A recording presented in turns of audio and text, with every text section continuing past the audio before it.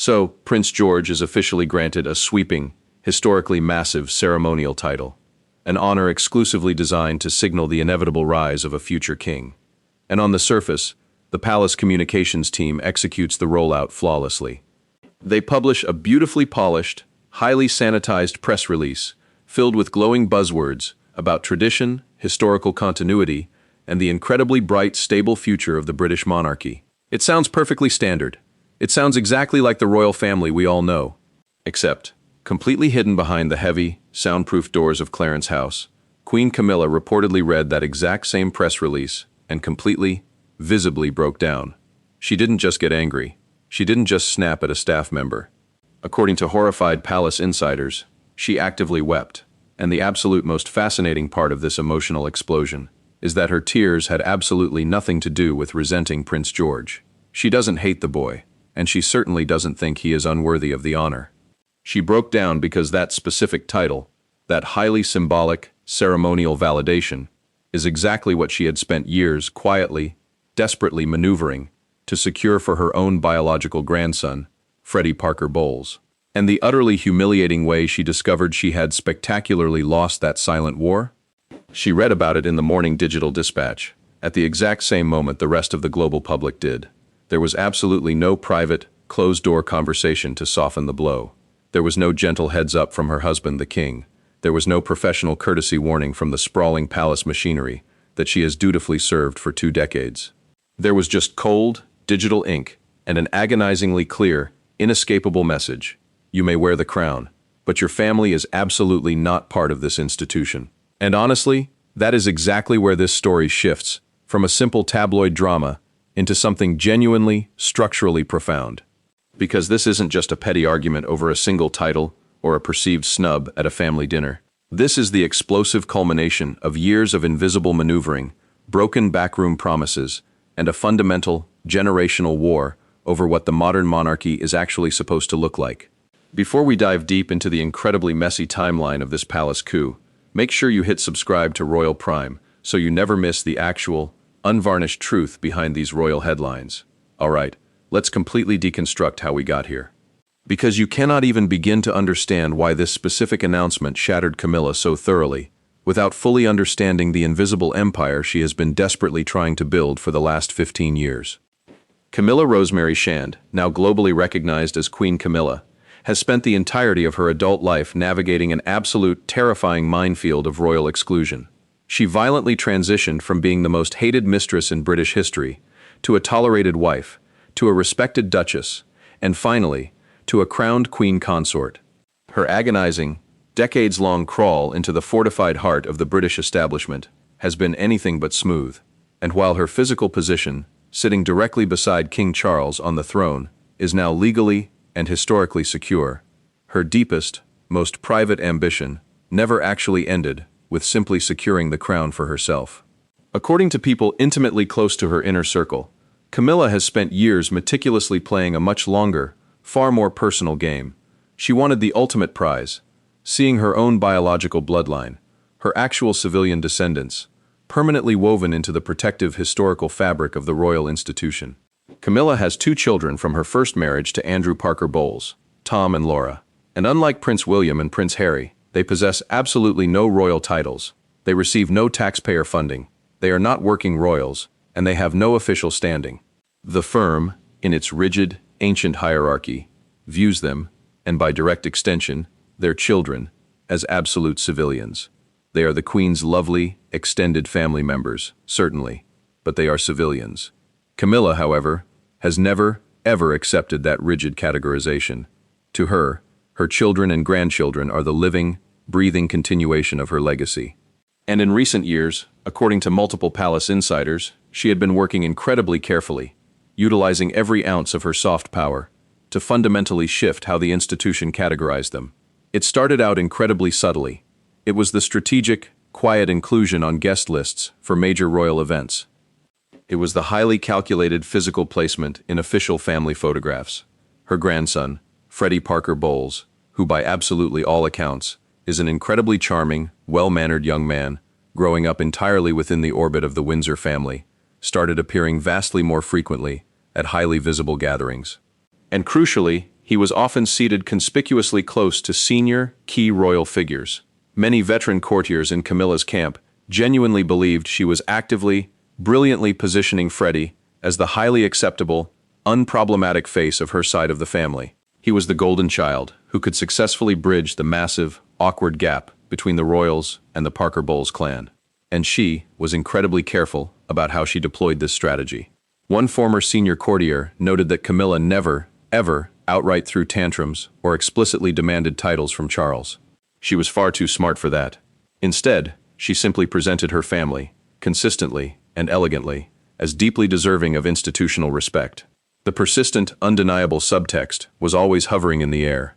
My bloodline can serve this monarchy too. At private, high society dinners, and behind the scenes at major charity events, Camilla was widely known for proudly amplifying Freddie's academic and personal accomplishments to anyone who would listen. She expertly ensured that candid, warm images of her grandchildren consistently found their way into official palace newsletters and holiday greetings. And she began to quietly, persistently suggest, particularly after the seismic shift when Charles finally ascended the throne, that her family fundamentally deserved a formalized, recognized place in his new, modernized era. According to one retired, highly placed palace aide, the whisper campaigns behind closed doors had actually progressed quite far. There was active, serious internal discussion about potentially pressing the government for a minor, strictly hereditary title for Freddie, somewhere down the line. They were floating the idea of something entirely ceremonial. A symbolic barony, perhaps. Absolutely nothing that would grant him constitutional power, or trigger a massive, taxpayer-funded public outcry, but just enough ink on parchment to permanently justify the Parker Bowles name being included in the official royal directory. And the aide explained the psychology behind this beautifully. It was absolutely not about greed. It wasn't about money. It was entirely about belonging. Camilla possesses an incredibly sharp self-awareness. She knows that no matter how many tiaras she wears, a massive segment of the public and the aristocracy will always, forever view her as the outsider who infiltrated the palace. Elevating her biological grandchildren was her ultimate way of permanently rewriting that painful narrative. It was her way of etching into history. We are not just visitors here, we are part of this now. But here is the crushing reality she ran face first into. That quiet, relentless campaign for validation was immediately met with an equally quiet, absolutely impenetrable wall of resistance. The senior strategic advisors, specifically attached to Prince William, were reportedly highly skeptical and deeply alarmed from the very first moment Camilla began pushing this agenda. William's office views the British monarchy through a wildly different, ruthlessly pragmatic lens. They see the institution as a strictly blood-based entity, fundamentally founded on pure lineage, unbreakable tradition, and the absolute, unquestionable legitimacy of direct descent. Yes, Camilla had legitimately become the queen consort through marriage. But her children, and her grandchildren, were by constitutional definition 100% non-royal, and to William's camp, actively blurring the sacred lines between the actual monarchy and the extended privilege of a blended stepfamily was a catastrophic public relations risk they were simply, flatly unwilling to take. The institutional anxiety just violently simmered behind closed doors. Camilla remained incredibly pleasant, but fiercely persistent. She utilized her rapidly rising influence over Charles to push for tiny, incremental changes. A better seating arrangement at a state funeral here, a subtle nod in a speech there, and King Charles, a man who is notoriously, perpetually stuck in the agonizing space between his overwhelming love for his wife and his heavy duty to his legacy, absolutely indulged some of her hopes. But here is the fatal flaw in Camilla's master plan. Charles is not actually the true custodian of the future royal image anymore. Prince William is, and according to a mountain of leaked reports, William had absolutely zero interest in artificially expanding the borders of the royal family to include step-relatives, no matter how desperately close they were to his father's heart. An insider explained that the Prince of Wales sees the future of the crown with terrifying, crystal clarity. He envisions a brutally slimmed-down monarchy, a fiercely tight, impenetrable inner circle, absolutely zero room for public confusion, and zero tolerance for the optics of old-world court favoritism. And that highly sterilized, corporate vision simply did not have a single spare seat for the Parker Bowles grandchildren. So, for several tense years, this massive ideological standoff just sat there, festering in the drawing rooms of the palace. Camilla patiently played the long game, desperately hoping that the passage of time, combined with Charles's deep sentimentality, would eventually force the institution to carve out a permanent space for her bloodline, and then the ultimate hammer dropped. The exact, specific ceremonial title that she had quietly, desperately hoped Freddie might one day receive as a token of inclusion was abruptly, highly publicly bestowed upon Prince George. There was no internal debate. There was no family discussion. There was no warning. And for Camilla, it wasn't just a bitter disappointment. It was a deafening, definitive no. For a woman who had spent the entirety of her adult life violently clawing her way up from the depths of global controversy to the absolute pinnacle of the crown, it felt exactly like history cruelly repeating itself. It was a brutal, flashing reminder that in the cold, unblinking eyes of the Windsor machinery, she would always, ultimately, just be a visitor. And her beloved grandchildren would only ever be visitors too. Now, to truly comprehend why Prince William and Catherine were so absolutely, unyieldingly firm on this specific exclusion, you have to understand their overarching philosophy regarding the survival of the crown. To the cameras and the general public, William and Kate perfectly project the image of a modern, highly personable, incredibly relatable royal couple who flawlessly balance ancient tradition with 21st century accessibility. But behind the heavily guarded palace doors, people intimately close to their operation say their actual vision is vastly more ruthless, strategic, and hyper-selective than the public could ever possibly realize. From the exact moment they stepped up into senior, executive royal positions, the Prince and Princess of Wales have operated under one absolute guiding principle: protect the core royal bloodline at all costs. And crucially, they don't do this out of petty pride or aristocratic snobbery. They do it out of a desperate, deliberate desire to shield the fragile institution from dilution, from public confusion, from the endless, toxic tabloid debates about exactly who counts as a royal, who gets taxpayer-funded security, and who is just clinging to the coattails of the throne. One high-level insider said that William and Kate fundamentally understand that the monarchy only survives in the modern era if the public perceives it as something sacred, clean, and incredibly direct. Blood matters, historical heritage matters, and official titles must exclusively reflect that direct lineage. And that is exactly where the massive, unspoken ideological schism with Queen Camilla began rapidly expanding. Camilla wholeheartedly embraced the vision of a blended modern monarchy, a warm, sprawling vision that heavily featured her Parker Bowles grandchildren, her civilian children, and the slow normalization and integration of extended stepfamily into the royal fold. William and Kate stayed firmly, immovably rooted in absolute tradition. Their worldview was incredibly straightforward, perhaps a little icy, but undeniably clear. Only those possessing direct, biological Windsor ancestry should ever hold royal titles or perform state duties. It wasn't a personal vendetta against Freddie. It was entirely structural. William, as the future king, is absolutely determined to streamline the corporate entity of the monarchy. He wants to slash costs, drastically reduce the surface area for public scrutiny, and completely eliminate royal excess. His operational model apparently heavily mimics the modern Scandinavian approach to royalty. Very few working royals, incredibly clear defined roles, and absolutely no ceremonial honors ever awarded based on personal favoritism or step-family connections. So, whenever Camilla would gently float suggestions about minor titles or enhanced public prominence for her grandchildren, sources say those suggestions were initially met with polite opposition from William's aides, and eventually, just total freezing silence from William himself. A former communications aide explained that William essentially realized he didn't even need to argue with her. He simply didn't respond to the requests. He let the deafening stillness of his veto speak for itself.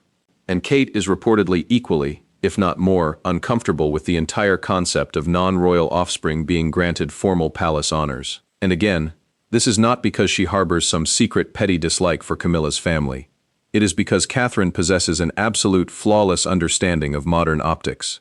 She knows that in an era where the monarchy's funding and existence are under constant, microscopic scrutiny from anti-monarchy groups, any move that could even remotely be interpreted by the press as nepotism or elite favoritism would be an absolute, unmitigated public relations disaster. So, the exact moment when Prince George officially received that highly coveted, long-awaited ceremonial title, it didn't just mark a milestone for the young prince. It marked the definitive end of a very long, very quiet internal war. It was a massive, public declaration of the monarchy's permanent future direction. And that direction belongs exclusively to the Windsors, to the Mountbatten Windsors. Absolutely not to the Parker Bowles. Several palace staff members have quietly indicated to reporters that William knew exactly, precisely how Camilla would react to the sudden announcement. He knew it would shatter her. And yet, he made absolutely zero effort to cushion the blow or prepare her for it. Others inside the camp argue that he felt it was vastly better to be brutally direct and cut the cord now, rather than continuously stringing his stepmother along with false, agonizing hope for another decade. One source put it incredibly plainly. William is not a cruel man, but he is absolutely not sentimental either, especially not when it comes to the survival of the crown. He knows exactly what he is protecting, and he will not compromise it. So, while the British public joyfully celebrated Prince George's smooth transition into a more historically official role, Camilla was reportedly left in tears inside her private royal residence, because for her, it was never just about George receiving the honor. It was about the crushing realization that her grandson was actively, intentionally being locked out. William had made his executive position crystal clear to the entire world: blood over blended families, historical legacy over personal sentiment. The monarchy's future would absolutely not be shared. And sitting directly in the middle of this agonizing, impossible crossfire is King Charles. In an ancient kingdom fundamentally built on rigid hierarchy and unbroken heritage, Charles currently finds himself trapped in the most impossible, miserable position imaginable. He is hopelessly stuck between the woman he sacrificed his entire reputation to love and the ruthless son who will inevitably succeed him. To the outside world, Charles is widely seen as a calming, stabilizing force after years of relentless royal turmoil and family drama. But inside the thick stone walls of the palace, this specific decision to authorize Prince George's ceremonial title and actively bypass Camilla's desperate wishes for her grandson revealed a much darker, much deeper truth about the current balance of power. Charles may physically wear the heavy St. Edward's crown on his head, but Prince William now absolutely controls the future. And that future explicitly does not include the Parker Bowles family. According to highly placed senior insiders, Camilla had spent years relying heavily on Charles's unwavering support in her quiet, desperate campaign to elevate her family. She would express her deep wishes to him privately in the evenings. She never presented them as aggressive demands, just as soft, lingering hopes. A minor barony for Freddie. Perhaps some sort of formalized, official recognition of her grandchildren's close, loving connection to the royal family. And Charles, forever playing the agonizing role of the family diplomat, would simply nod, hold her hand, and offer soft, reassuring words. "We will find the right moment," he reportedly promised her, on several different occasions. But when the actual, tangible moment finally arrived to make a permanent decision regarding this specific ceremonial honor, Charles was violently forced to a crossroads. He had to make a choice: give in to Camilla's desperate request and risk permanently alienating William, or fully support his heir's ruthless vision and completely devastate his wife. In the end, the king chose the crown, as many historians believe he absolutely always has. Sources intimately close to the matter say that Charles heavily agonized over the decision.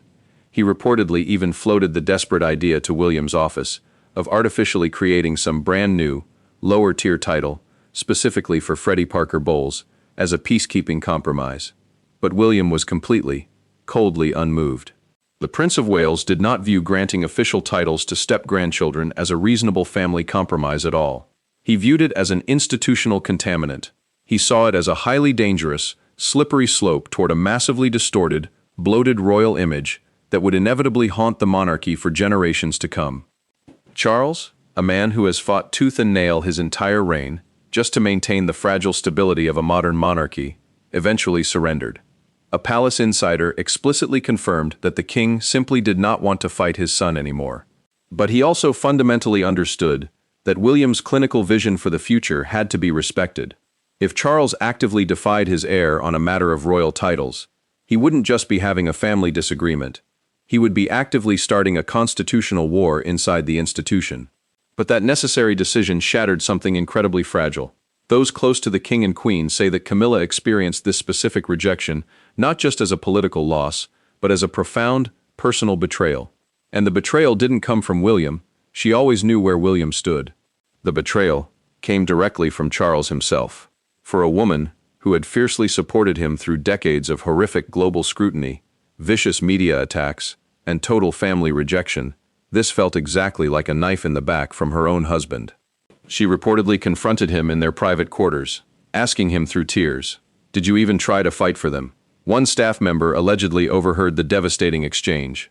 Charles was said to be deeply, genuinely sorry, but he was fundamentally unapologetic about the final result. He truly believed he had made the only right decision for the survival of the institution, for the safety of the crown, and for history.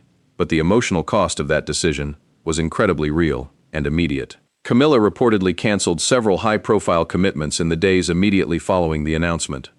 The palace staff noticed a massive, chilling shift in her daily demeanor. She became quiet. She became distant. She was noticeably, painfully cold toward her husband. And Charles, highly unusually, did not press her or demand her presence, because he knew exactly what he had done to her. For the very first time since their complicated, hard-fought marriage began, Camilla no longer felt entirely safe with the man who had once defied the entire world just to be with her. The king is obviously no stranger to making incredibly difficult, deeply unpopular choices. But palace sources genuinely believe this specific betrayal will leave a permanent, lasting mark on their dynamic, because the cost here wasn't political capital, it was human collateral. And absolutely no royal decree, no matter how beautifully written, can instantly fix a heart that suddenly feels entirely expendable. For Camilla, the physical crown had always represented the ultimate proof that her scandalous past didn't define her future. But now, with her beloved grandson casually passed over and her ultimate legacy coldly rejected, she is left agonizingly wondering if she ever really, truly belonged in this family at all. The actual event surrounding the announcement was supposed to be relatively modest. It was designed as a solemn, traditional royal occasion to officially bestow a heavy ceremonial title on young Prince George, a title that has been seamlessly passed down through generations and explicitly signifies royal maturity, readiness, and future leadership. For the general public, it was a charming, highly photogenic glimpse into the future king's grand destiny. For the palace communications team, it was a massive, much-needed media win amid mounting anti-monarchy pressures. But for Camilla, it was nothing short of devastating. And the one specific, undeniable detail that makes the entire ordeal so much worse is the horrific lack of advance notice. Despite her physical proximity to the throne, despite her decades of flawless service and ironclad discretion, she was forced to learn the news through the official palace news release, at the exact same millisecond as the general public. She didn't even get a text message. She didn't get a phone call. One insider said she was reading the morning briefing, saw the name Prince George attached to that specific title, and simply froze in her chair. To outsiders, the announcement looked like a perfectly natural, beautiful evolution of the monarchy. But to Camilla, it violently confirmed what had been quietly, ominously building behind the scenes for months. Her family would always, permanently be secondary, and her grandchildren would never, ever be allowed anywhere near the actual heart of the royal machine. That night, secured safely behind closed doors at Clarence House, Camilla reportedly completely lost hold of the stoic, composed image she had spent 50 years cultivating. She sobbed. Not in public, obviously. Not in front of the flashing cameras or the junior staff. But entirely alone in her private sitting room, with only a few, fiercely loyal senior aides allowed nearby. An eyewitness account claims that she physically held the printed announcement in her shaking hands and said, "They have erased us. After absolutely everything I have done, they have erased us." It wasn't just typical sadness. It was pure outrage. It was betrayal. It was a deep, piercing, existential grief that no amount of diamonds or titles could ever cover up. Camilla had spent decades walking an impossible tightrope, earning grudging respect, staying absolutely silent when attacked, serving a family that had once actively, aggressively rejected her existence. She survived public hatred, media venom, and intense private humiliation just to get where she is today. But she realized in that moment that all of that suffering, all of that endurance, was only ever for her. It bought her a seat at the table, but it bought absolutely nothing for her children and nothing for her grandchildren. And now, a permanent, uncrossable line had been violently drawn in the sand. Prince George stood on one side of that line, the favored heir, universally celebrated, heavily protected, and titled. Freddie Parker Bowles stood on the exact opposite side, entirely invisible, untitled, and institutionally irrelevant. According to multiple reports, what hurt her the absolute most was the brutal message that the title sent to the rest of the family. It proved that Queen Camilla had absolutely no real operational say. It proved that her opinions, her deepest hopes, and her desperate wishes for her family were considered entirely irrelevant by the people running the firm. One veteran courtier described the mood permeating the palace that specific evening as incredibly tense and highly surreal. Everybody in the building felt it. You could practically hear the tension echoing in the silence of the hallways. The Queen had been aggressively shut out, and the Queen was deeply grieving. King Charles reportedly tried, desperately, to comfort her in their apartments. He offered gentle, diplomatic explanations, likely heavily rehearsed in advance with his aides, babbling about historical tradition, intense public expectation, and necessary royal strategy. But Camilla, completely overcome with emotion, reportedly looked at him and said, "You let them humiliate me." She canceled her events for the rest of the week. The official, sanitized reason given to the press was minor health concerns, but absolutely every single person inside the royal inner circle understood the reality. The Queen wasn't physically ill. She was psychologically shattered. No one on the payroll would ever dare speak about it publicly, but the staff witnessed the brutal aftermath firsthand. Camilla remained emotionally distant and walled off. Charles was visibly anxious and deeply concerned. And the already fragile relationship between the Queen and the Prince and Princess of Wales deteriorated even further into absolute freezing territory, because Camilla saw this as vastly more than just a routine administrative palace decision. It was intensely personal. She had agonizingly climbed every single rung of the treacherous royal ladder. She had endured every fresh wound, ignored every cruel whisper, and swallowed every public insult. She finally wore the crown, but in that quiet, devastating moment, she realized something that broke her heart. The crown could never, ever protect the people she loved, and the monarchy would never truly accept them. When the initial dust finally started to settle from all that explosive emotional chaos, elite royal insiders and historians began focusing heavily on what this specific title snub actually means, not just for Camilla's hurt feelings, but for the entire, long-term future of the British monarchy. Because while the tabloids were entirely focused on Camilla's tears and Prince George's shiny new title, something vastly bigger and much more dangerous was permanently taking shape just beyond the palace gates. A massive, insurmountable, generational divide. On one distinct side, you have the future, a vastly sharper, ruthlessly streamlined House of Windsor. Prince William, Catherine, and their 3 children are being incredibly carefully, meticulously shaped into a highly cohesive, modern royal core. One that flawlessly embodies ancient tradition, absolute clarity, and pristine public relatability. On the exact opposite side stands the Parker Bowles family, what some palace insiders now jokingly, but accurately, call the blended branch. They are intensely loyal. They are physically present at events, yet they are entirely unofficial. They are perfectly accepted in the background of family photographs, but they are entirely non-existent in the rigid rules of protocol. Camilla's side of the family tree wasn't exactly pruned by William. It was just entirely, coldly disregarded, and that specific, deliberate exclusion carries the dark seeds of a much bigger institutional crisis down the road. One prominent royal historian put it exactly like this: "You are actively seeing 2 completely different royal visions begin to violently diverge." Camilla desperately wanted to build a warm legacy that included her blended family. William is ruthlessly building a legacy that actively strips away absolutely everything except the pure bloodline. And the terrifying part is, both of them fundamentally believe they are 100% right.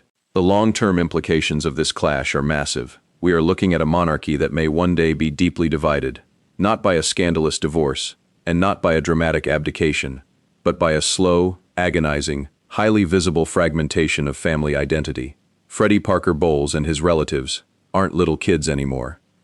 They are actively growing up completely immersed in lavish royal settings, but entirely without the protection or the validation of royal titles. They physically walk through the grand corridors of Buckingham Palace, but their names aren't listed in any royal registries. They celebrate highly intimate holidays with George, Charlotte, and Louis, but the underlying message they receive every single day is unmistakable. This world is not yours. What does that actually mean for the psychology of the next generation? It means they are growing up in a monarchy increasingly defined by a brutal hierarchy, not just a hierarchy of constitutional power, but a hierarchy of human belonging. Prince George is already, visibly taking on heavy duties that directly foreshadow his immense future. He is receiving honors, assuming minor military patronages, and receiving informal, highly strategic introductions to elite diplomatic circles. He is being raised not just as a beloved grandson, but as a future sovereign.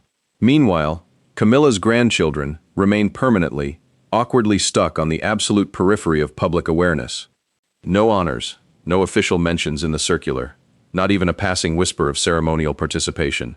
They fully belong to the Queen's private world, but they are completely locked out of the monarchy's future. Many traditionalists argue that this strict separation is absolutely necessary. They argue that the monarchy must focus, slim down, and mercilessly eliminate excess baggage to survive the intense scrutiny of the modern era.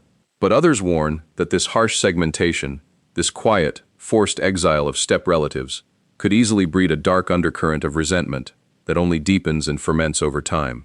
One source wondered aloud to a reporter, what exactly happens when Freddie keeps growing up, seeing endless front-page stories about George's massive promotions and military honors, knowing full well that he was once secretly considered for similar, minor recognition before being brutally vetoed. They are not going to be children forever. A former royal press officer noted grimly that human feelings of rejection don't just magically disappear simply because the palace communications office chooses to enforce silence. For right now, William's ruthless approach appears to be working flawlessly. The global public absolutely adores his children. The projected image of a pure, steadfast, unbroken royal bloodline is incredibly powerful and highly marketable. But veteran palace insiders warn that the invisible emotional toll of that absolute clarity, especially the toll taken on those explicitly left behind, may one day surface in explosive ways that absolutely no one in the PR office can predict or control. Camilla feels the agonizing pain of that exclusion immediately. For her grandchildren, the realization might take a little longer to fully set in. But either way, an uncrossable line has been permanently drawn in the sand. It is a line that goes vastly beyond titles, honors, and press releases, reaching deeply into human hearts and across multiple generations. The monarchy's future will be entirely, unapologetically Windsor-centric. The only remaining question is exactly what that obsession with purity will ultimately cost the people living inside the palace walls. It has already cost them a unified family. For Queen Camilla, acquiring the crown was actually never really about personal glory or a desire for absolute power. It was entirely about redemption. After years of being mercilessly ridiculed by the British public, whispered about viciously in the palace corridors, and globally blamed for orchestrating one of the most notorious, tragic love triangles in royal history, she fought fiercely, relentlessly, for a legitimate place at the very heart of the monarchy. And she won. She got it. But she could never, in her wildest nightmares, have predicted that the exact same institution she fought so brutally to get inside of would simply, quietly close and lock the door right behind her, leaving her family stranded on the outside. Camilla had deeply, genuinely hoped that her grandchildren would ultimately benefit from her massive personal sacrifice. She hoped that by wearing the heavy crown with flawless grace and absolute loyalty, through decades of intense conflict and institutional transformation, she might finally pave the way for her bloodline to earn at least a modicum of symbolic respect within those elite royal circles. She wasn't asking for equality with the Windsors. She never wanted that. She just wanted simple recognition as accepted members of a new, modernized royal court. Instead, she was met with freezing silence, and then a highly public rejection. The ceremonial title happily given to Prince George was vastly more than just a royal formality. It was a weaponized declaration.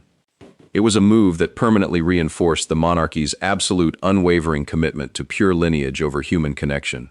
And in doing so, it completely shattered years of quiet, desperate hope that Camilla had nurtured behind those palace walls. Her physical position is now entirely secure, but she is completely, emotionally isolated.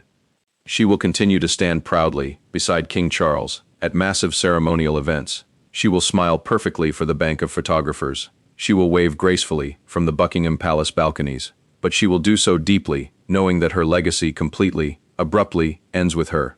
She knows now that the name Parker Bowles will never, ever be inscribed in royal history.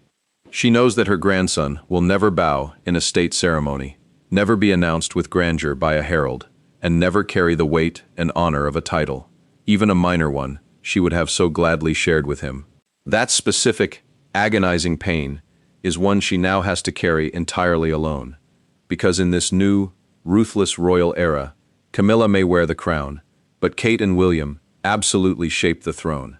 And their version of the monarchy makes absolutely no room for blended bloodlines or sentimental exceptions. Camilla spent a lifetime envisioning a legacy. Instead, she has been left with a brutal, inescapable truth.